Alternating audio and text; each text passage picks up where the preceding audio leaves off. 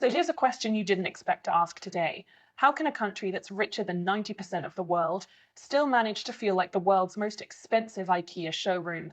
Welcome to Singapore, the straight A student of Asia, the one who always had perfect grades, wore ironed uniforms, and probably cried when they got 99 instead of 100.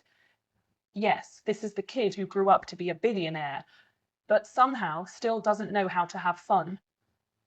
People call Singapore the Switzerland of Asia. That sounds classy, until you realize what it actually means. It's safe, it's rich, it's clean, and it's boring enough to make watching paint dry feel like a music festival. Stay with me, because by the end of this video, you'll either be booking a one-way ticket to Marina Bay or typing in the comments, "Wow, I just realized I live in a luxury prison." Because here's the truth. Singapore isn't Asia's rebel, it's artist, or it's rock star. Nope. It's the rich kid at the party who brings their own mineral water, lectures everyone about sugar intake, and leaves by 9 p.m. because tomorrow's a work day. So buckle up. We're about to explore how the Lion City became the world's most perfectly polished boredom machine. By the end of this, you'll never look at Orchard Road, Marina Bay Sands, or your favorite bubble tea in quite the same way again.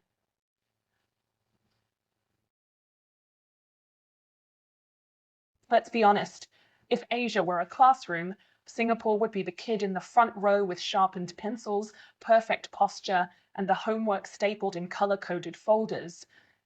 Meanwhile, Bangkok, Manila, and Hong Kong, they're the kids in the back, loud, chaotic, sometimes broke, but somehow always having the most fun. Bangkok is that wild party animal who never sleeps. Street food at 3 a.m.? Sure. Tuk-tuk drivers offering you special massages before you even get out of the taxi. Also, sure. It's messy, it's sweaty, it smells like fried garlic and regret, but at least you know you're alive. Manila. Oh, Manila's a roller coaster. One moment, you're stuck in traffic for 3 hours. The next, you're singing karaoke with strangers who treat you like family after 5 minutes. It's unpredictable, it's chaotic, but it's bursting with humanity. Manila reminds you that life is not a PowerPoint presentation. It's a badly dubbed soap opera, and that's why it's beautiful. And then there's Hong Kong, the high-strung cousin who's constantly caffeinated. It's fast, it's sharp, it's dramatic. The skyline screams capitalism, the markets scream at your wallet, and somehow, in all the madness, you feel an electricity Singapore never lets you touch. Now, compare all that to Singapore, a city so clean, it feels like even your thoughts need government approval before they can step outside. Sure, you'll find Michelin-starred chicken rice, but try finding spontaneity. Nightlife?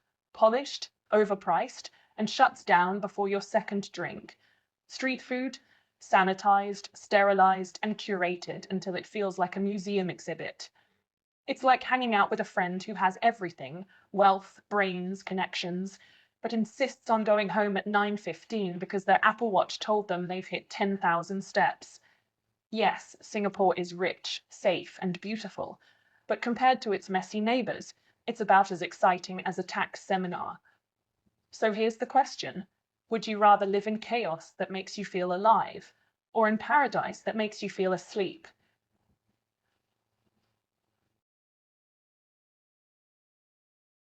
In most countries, culture is expressed through art, history, music, or even chaotic street life.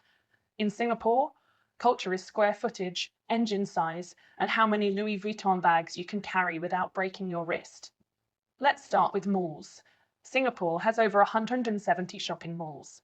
That's one mall for every time you've said, "There's nothing to do here." Orchard Road alone feels like capitalism's version of Groundhog Day. Walk past Gucci, Dior, Chanel, loop back again and again. It's not shopping anymore, it's cardio.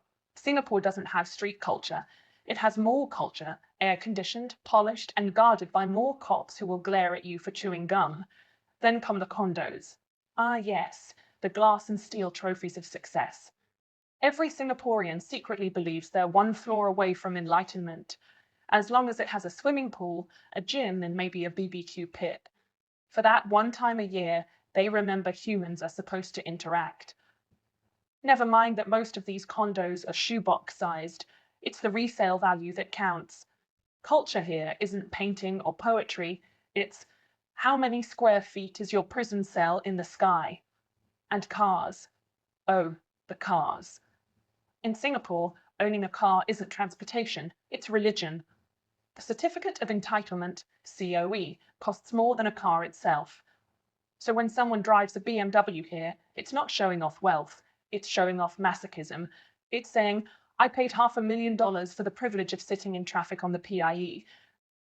That's not flexing, that's performance art. All these obsessions add up to the same truth. Singapore has replaced culture with consumption. Your weekends aren't filled with festivals, impromptu street dances, or messy human energy. They're filled with more air conditioning, condo management meetings, and staring at your COE papers wondering why you didn't just move to Kuala Lumpur. So while Bangkok is drowning in nightlife, Manila in karaoke, and Hong Kong in caffeine, Singapore drowns in receipts. But don't worry, Singapore has something even more exciting than malls, condos, and cars. It has rules, endless, glorious, soul-crushing rules.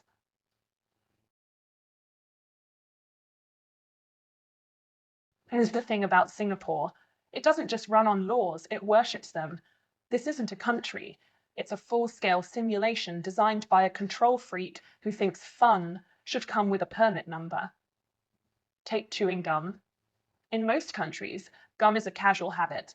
In Singapore, it's contraband, like you're smuggling drugs across the border. Imagine explaining that to a tourist.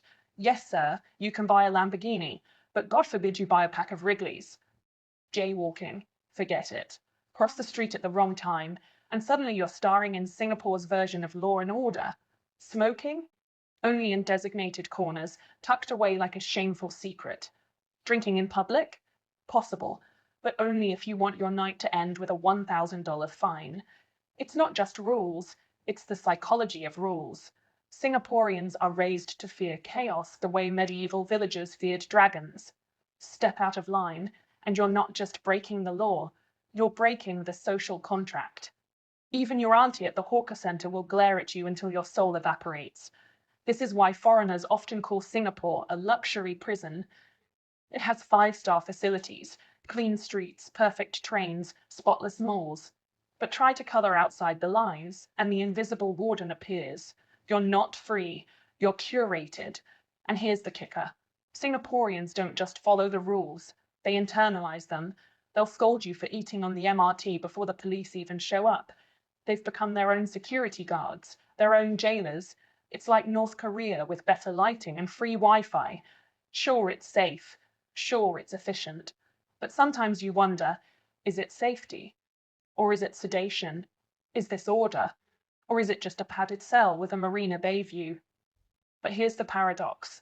For a country obsessed with rules, Singapore still manages to bend one rule, the law of excitement. Somehow it finds a way to make paradise feel like paperwork.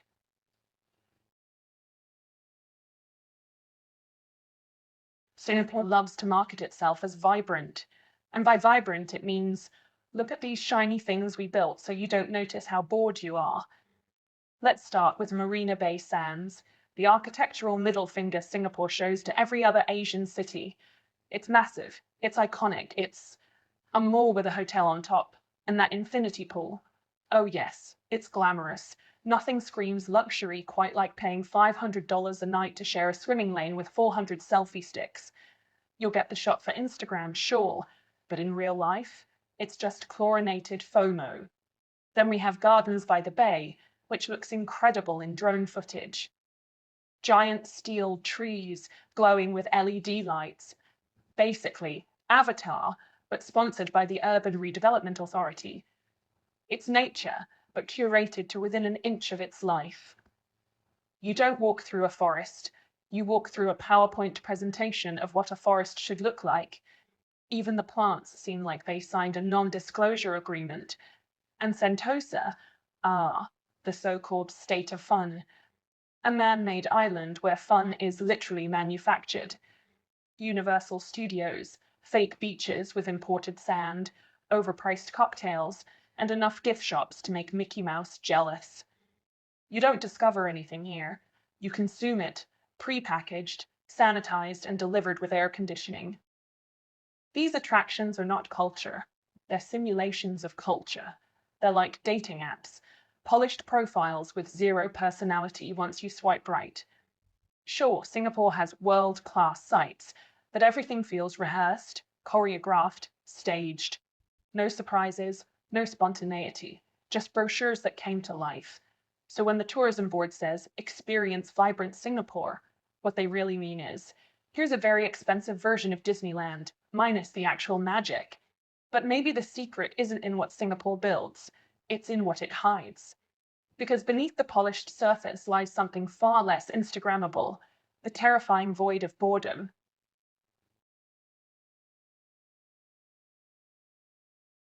If Singapore had a national motto, it wouldn't be Majula Singapura. It would be work, eat, sleep, repeat. Because that's the rhythm of life here. The day begins with the MRT, a ritual pilgrimage to the altar of office cubicles. Everyone in their ironed shirts, earbuds in, pretending they're in a K-drama while silently calculating if today's cocoa break will kill their budget. There's no chaos, no laughter, no street musicians, just rows of tired faces moving like conveyor belt sushi. Then comes work. Long hours, endless meetings, and bosses who still think PowerPoint animations are cutting-edge technology. You're told Singapore is a hub of innovation, but most people are innovating new ways to look busy without actually working. Lunch? Hawker centres. Yes, they're great. Yes, chicken rice is delicious. But after your 300th plate, you realise it's not food culture, it's survival fuel. Eating here isn't a social event, it's clocking in and out of a refueling station. After work, more malls, always malls, or maybe bubble tea, Singapore's national sport. The thrill of the day is debating whether to get pearls, grass jelly, or aloe vera. And don't forget the sugar levels, 25%, 50%, 75%. It's the closest thing to gambling you'll find in a country that outlaws casinos for locals. Weekends, condo pool, brunch, repeat. Maybe one overpriced staycation at Sentosa, where you spend half your savings to pretend you've travelled. Singaporeans don't need passports to feel trapped. The island is already a gilded cage. It's not life, it's lifestyle TM. Neat, predictable, curated. The treadmill doesn't stop. Work, eat, sleep, repeat. Singapore sells itself as the future, but it feels more like an endless Monday morning. But here's the twist. While Singaporeans are stuck in this treadmill, the government keeps telling the world they're living in paradise. So who's lying? The leaders or the bored citizens?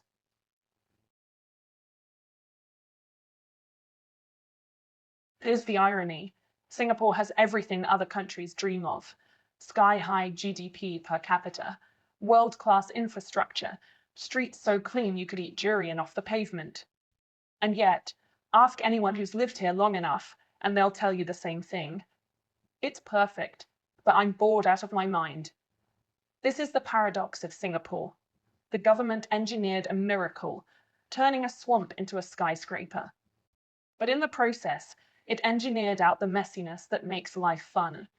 There's no danger, no chaos, no wild stories. Nobody's going to tell their grandchildren about that crazy night on Orchard Road, because the craziest thing that happens there is Uniqlo running out of stock. Singapore became the model student who did everything right, aced the exams, landed the job, bought the condo, married the banker. But deep down, this rich kid is lonely. It has money, discipline, and status, but zero personality. Meanwhile, its neighbours, with all their flaws, still feel alive. Bangkok sweats, Manila sings, Hong Kong hustles. Singapore files a complaint if your karaoke gets too loud after 10 p.m. So yes, Singapore is rich. Yes, it's efficient. But maybe the real question isn't whether Singapore is successful, it's whether success without soul is worth it.